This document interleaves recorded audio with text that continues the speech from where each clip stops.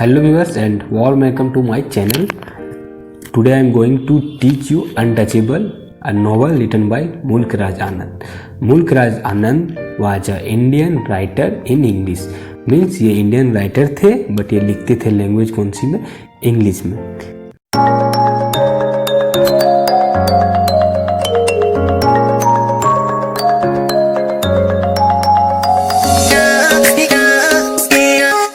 मुल्क राज आनंद के बारे में हम लोग थोड़ा सा जानते हैं। इन December 12, 1905 he was born in Peshawar and September 28 in year 2004 he was died in Pune, Maharashtra. In the year of 1935 he wrote Untouchable, and after 1 year of Untouchable in 1936 he wrote the Coolie, and after 1 year of Coolie he wrote in 1937 Two Leaves and a Bird. And The Village is also a famous work of Mulk Raj Anand. Wife of Mulk Raj Anand, Kathleen Van Gelder. Kathleen Van Gelder जो थी वो कौन थी, इसकी wife थी। In the year of 1938 he married with him. And after 10 years of married life, in the year of 1948 he divorced with him. Sushila is his daughter. तो इनकी जो लाइफ थे और कुछ जो बायोग्राफी थी थोड़ी जो कि जानना इम्पोर्टेंट है वो हमने आपको बता दिया। अब हम आते हैं अनटचेबल नोवेल पे। सबसे पहले समझते हैं अनटचेबल। अनटचेबल क्या होता है? देखो, अनटचेबल का हिंदी मीनिंग होता है अछूत। अछूत मीन्स हम लोग ये वर्ड को बहुत अच्छा से समझ सकते हैं क्योंकि हम लोगों ने कोरोना काल में इस चीज़ को फील किया है। तो कोरोना काल में क्या हुआ, जब किसी को कोविड हो जाता था तो हम लोग उसको क्या करते थे, एक साइड कर देते थे फैमिली में भी। इसी तरह से हमारे इंडिया में कुछ ऐसे कास्ट थे जिनको एक मतलब अलग ही तरह से ट्रीट किया जाता था, उसे हम लोग बोलते थे अनटचेबल। अनटचेबल मतलब अछूत, जिसको छूना भी पाप माना जाता था। जो अगर आपको छू दे तो भी उसको अपवित्र हो जाता था इंसान, ऐसा माना जाता था। तो इसी थीम पे ये पूरा स्टोरी नॉवल बेस्ड है। जो स्टोरी है इसका थीम क्या है? Charity, class struggle, cyclic operation. तो ये लिखा गया 1935 में। उस टाइम हमारा क्या था, इंडिया कॉलोनियल था क्योंकि हमारा इंडिया 1947 में आज़ाद हुआ है। 1947 में आज़ाद हुआ तो उसके पहले हमारा इंडिया कॉलोनी था किसका, ब्रिटिश एम्पायर का। तो ज़रूर है कि हमको इस स्टोरी में थोड़ा बहुत कॉलोनियल इंडिया का भी हमको देखना पड़ेगा, मतलब इसमें दिया हुआ है, हम पढ़ेंगे थोड़ा बहुत। तो क्या क्या हो गया, चैरिटी, क्लास स्ट्रगल समझा देते हैं आपको क्या होता है। क्लास मीन्स क्या होता है, जिसे कास्टिज्म में होता है अपर क्लास लोअर क्लास, ये हम लोग समझते हैं। तो उसी तरह से जो क्लास स्ट्रगल है वो दिखाया गया है इसमें, यानी कि कास्टिज्म। क्लास ऑपरेशन क्या होता है, क्लास ऑपरेशन मतलब कि अगर कोई स्वीपर है तो वो स्वीपर का ही काम उसका खानदान करते आ रहा है, उसे बोलते हैं क्लास साइक्लिक ऑपरेशन। मतलब एक कोट है जो बहुत बार आप सुने होंगे, राजा का बेटा ही राजा बनेगा, तो इसे क्या बोलते हैं, क्लासिकल ऑपरेशन, साइक्लिक ऑपरेशन। मतलब जो काम कर रहा है उसी का उस पर अधिकार है, उसके फैमिली का। देखो, ये लिखने का इंस्पायरेशन जो है वो राइटर को कहाँ से मिला था, तो ये उसको उसकी आंट से मिला था। उसकी जो आंट थी उन्होंने एक बार एक मुस्लिम के साथ मील किया था, मतलब खाना खाया था। उसके बाद उसको ऐसा ट्रीट किया गया था जैसे वो अनटचेबल हो, अछूत हो। तो इस चीज़ को देखो, यहाँ पे क्या राइटर बोलना चाहता है कि मुस्लिम और अनटचेबल दोनों को हम लोग अनटचेबल ही मान के चलते थे उस टाइम इंडिया में, दोनों को अछूत जैसा व्यवहार किया जाता था। ये जो स्टोरी है वो एक फैमिली के इर्द गिर्द घूमते रहता है और उसमें भी जो एक मेन कैरेक्टर है बाखा, उसका एक दिन का पूरा लाइफ को शो किया है कि वो एक दिन में पूरा क्या करता है। तो बाखा के फैमिली में कौन कौन है? बाखा के फैमिली में उसके फादर हैं लाखा, जो कि हेड ऑफ स्वीपर है, कहाँ का, जहाँ ये स्टोरी सिटिंग है। सिटिंग कहाँ है? बुलंदशहर में। तो बुलंदशहर का ये हेड ऑफ स्वीपर है लाखा। और लाखा कैसा है? एक केयरलेस है, वो उसको कोई मतलब नहीं है दुनियादारी से, ऐसा है वो। बाखा का एक भाई भी है राखा, जो बहुत ज़्यादा तो मेंशन नहीं है इस नोवेल में बट थोड़ा बहुत मेंशन है। उसकी एक सिस्टर है सोहिनी, जो कि काफ़ी मेंशन है इस नोवेल में, और वो एक हार्ड वर्किंग गर्ल है। उसके बाद नेक्स्ट कैरेक्टर है रामचरण छोटा, जो कि फ्रेंड ऑफ बाखा है, एंड चरत सिंह जो कि एक हॉकी प्लेयर है, और कर्नल हटसन जो है वो कौन है, आर्मी चीफ है, एंड उसकी वाइफ कौन है, मैरी हटसन। ये दोनों कौन है, गोरे लोग हैं, मतलब अंग्रेज हैं, इंग्लिश पीपल है। एंड एक और है कैरेक्टर पंडित कालीनाथ, जो कि लोकल पंडित है लोकल टेम्पल का, और वो क्या करता है, सेक्सुअली असॉल्ट करता है किसको, सोहिनी को। अब आते हैं हम लोग समरी पे। तो समरी जो है वो क्या है, नॉवल जो है वो कैसा है, नॉवल एक दिन का दिनचर्या को दिखाता है किसका, बाखा का। बाखा एक दिन में पूरा क्या क्या करता है, वो क्या फील करता है, वो किस तरह से जो मतलब ह्यूमिलेशन उसको फील कराया जाता है, करता है वो सब दिखाया गया है इसमें। तो सबसे पहले जब स्टोरी स्टार्ट होता है तो कैसे होता है, जैसे मूवी हम लोग का स्टार्ट होता है तुरंत खुलता है, वो दिखता है, फर्स्ट सीन दिखता है, वो कैसा दिख रहा है इसमें, बाखा को उसके फादर उठा रहे हैं ज़बरदस्ती, लेकिन वो उठ नहीं रहा है। वो बाखा के फादर उसको क्या बोल के उठा रहे हैं कि जा बाखा, उठ के जाओ, काम करने जाओ, अपना स्वीपर का मतलब लेटरिन साफ करने जाओ, तुम सब जो जहाँ पे हम लोग जाते हैं अपर कास्ट के, उसके तुम जाओ और जा करके लेटरिन साफ करके आओ। बाखा नहीं उठ रहा होता है, लेकिन एक अपर कास्ट मैन जो अब आवाज़ देता है बाहर से, वो कौन होता है, चरत सिंह। तो वो बाखा तुरंत उठ जाता है और वो उठ करके क्या करता है, बाखा उसके घर काम करने चला जाता है, चरत सिंह के घर। चरत सिंह के घर वो काम करता है, स्वीपर का काम करता है, लेटरिन वेटरिन साफ करता है, और उसके बाद जब आने लगता है तो चरत सिंह उससे काफ़ी ज़्यादा खुश होता है बाखा से, और चरत सिंह उसको क्या बोलता है कि देखो बाखा, तुम अभी जाओ, लेकिन बाद में आना, मैं तुझे क्या दूंगा, हॉकी बैट दूंगा। बाखा बहुत ज़्यादा खुश होता है और वहाँ से वो आने लगता है अपना घर, क्योंकि वो सुबह उठ के डायरेक्ट काम पे गया था, वो तो क्या हो गया, वो अब थक चुका है काम से वापस आते टाइम। तो वो थका हारा घर आता है और उसको प्यास भी लगी हुई बहुत जोर की। वो क्या करता है, घर आकर के अपने घर में पानी मांगता है, और जब वो पानी मांगता है तो उसकी सिस्टर दिखती है कि घर में पानी नहीं है, तो उसकी सिस्टर क्या करती है, सामने वाले कुएं में जाती है पानी लाने के लिए। देखो यहाँ राइटर हमें दिखाया कि उस टाइम हम किस तरह से, मतलब जो अपर कास्ट था, जो अपर कास्ट था वो लोअर कास्ट को यानी कि अनटचेबल को किस तरह से ट्रीट करता था।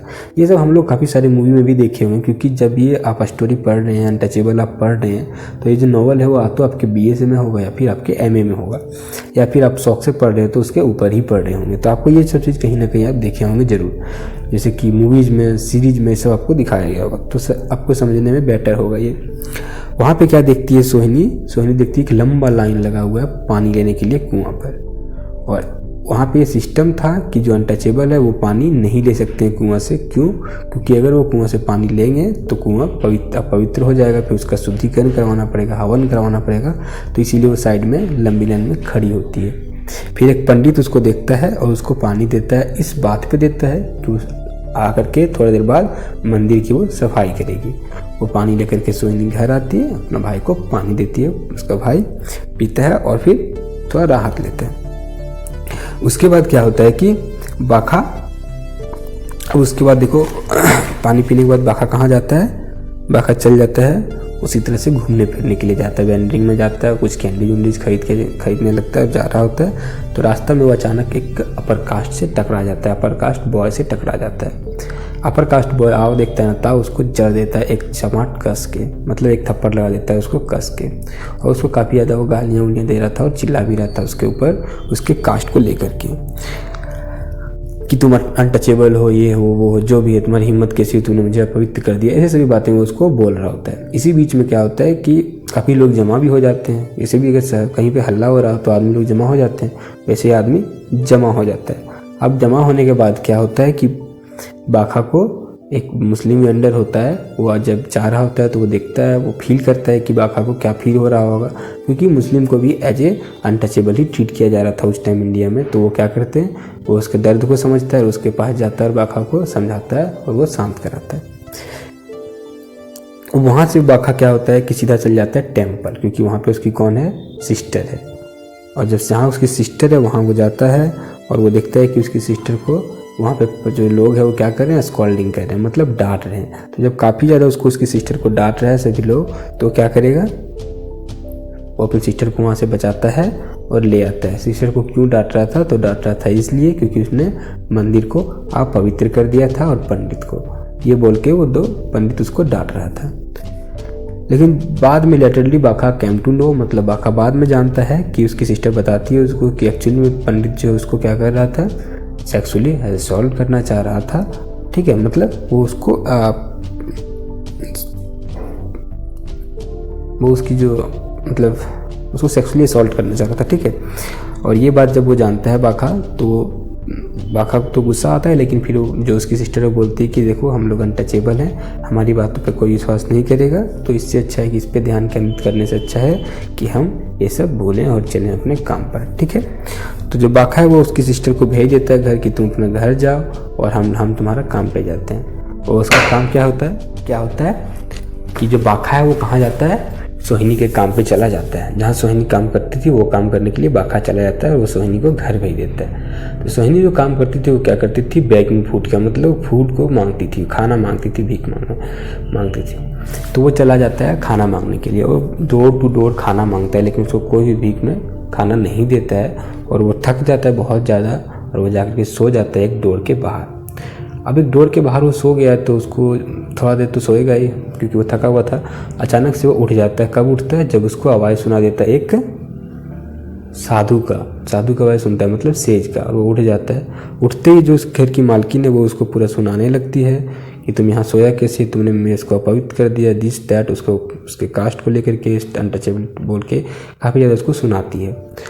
और खाना तो देती नहीं है वो, लेकिन वो बोलता है कि खाना मैं तुमको एक शर्त पे दूंगी, अगर तुम ये पूरा गार्डन साफ कर दोगे। बाखा राजी हो जाता है, वो पूरा गार्डन साफ करने लगता है। और जब वो साफ कर रहा होता है गार्डन, तो उसके बेटे जो होता है मालकिन की, उसको पॉटी आता है। तो बोलता है कि जाओ बेटा तुम वहाँ पॉटी कर दो जहाँ बाखा साफ कर रहा है, वो तुम्हारा पॉटी उठा के फेंक देगा। बाखा ये सुनता है, उसको काफ़ी ज़्यादा गुस्सा आता है। उसको लगता है कि मतलब मैं ह्यूमन हूँ या क्या हूँ, मैं हमारे साथ लोग ऐसा क्यों ट्रीट कर रहे हैं। और वो बहुत ज़्यादा गुस्सा आ जाता है उसको, वो फेंकता है उसको, वहाँ चला जाता है। अब तक देखो बाखा को 2 जगह ह्यूमिलेशन का फील हो चुका है, 3 जगह हो चुका है। एक तो उस अपर कास्ट बॉय से जब टकराया था तब, दूसरा में कहाँ पे, जब वो मंदिर गया उसकी सिस्टर के बात किसी ने नहीं सुनेगा ये सोच करके वहाँ पे 2 जगह हुआ, और तीसरा यहाँ पे। अब ये बहुत ज़्यादा थक चुका होता है, इसलिए जाता है कहाँ पे,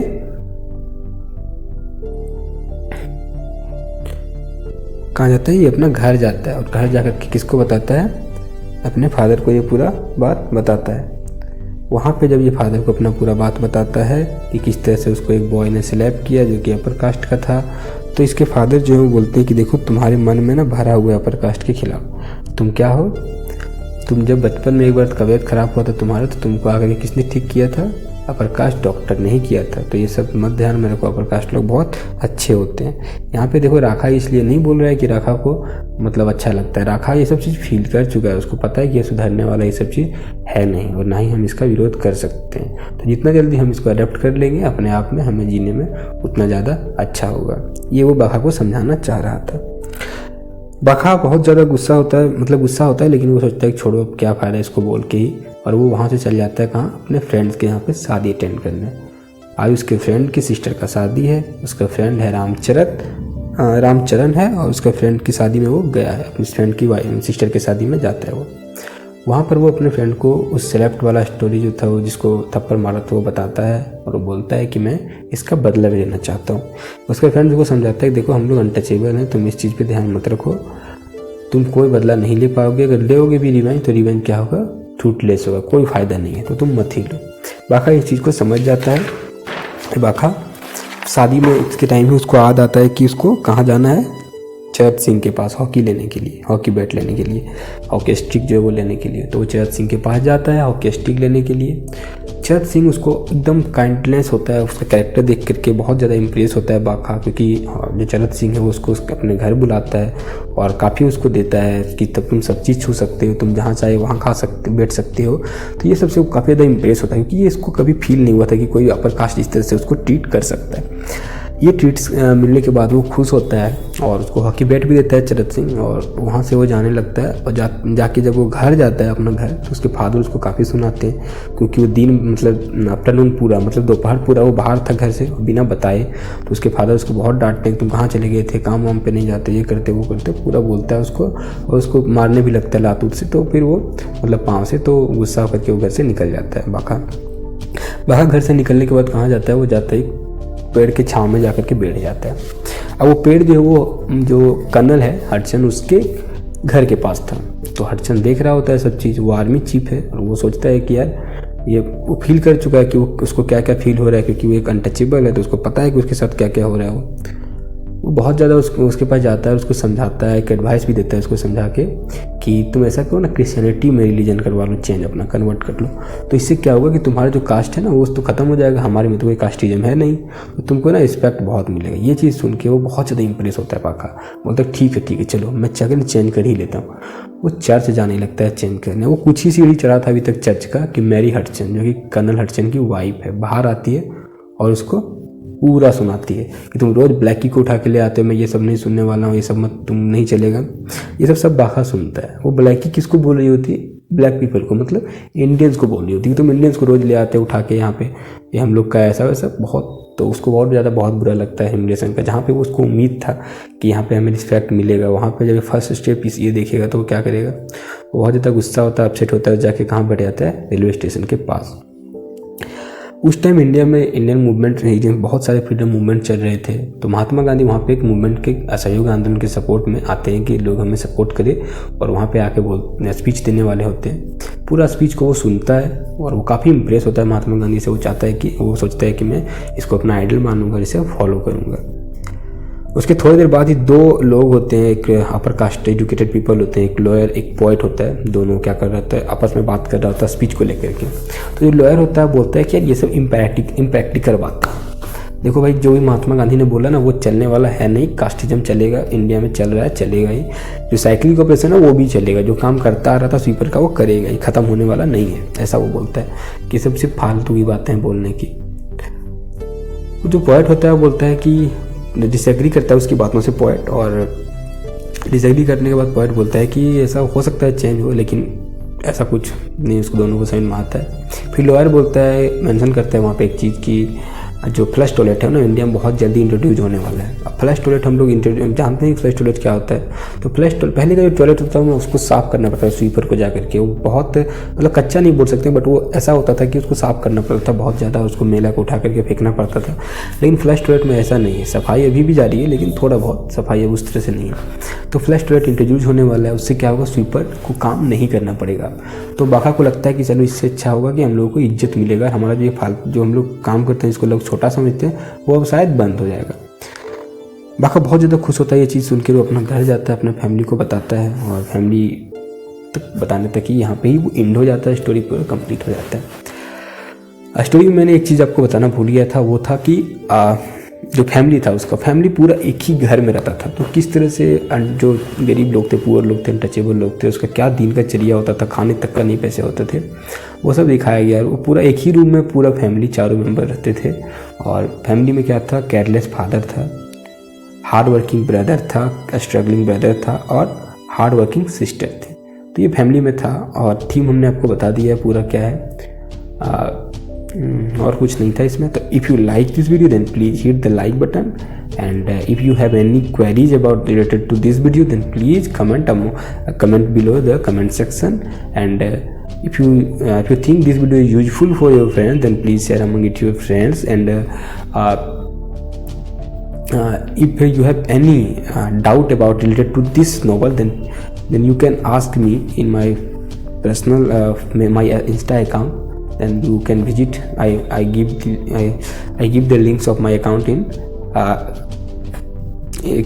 description section. So thank you for watching. Keep supporting. Be happy.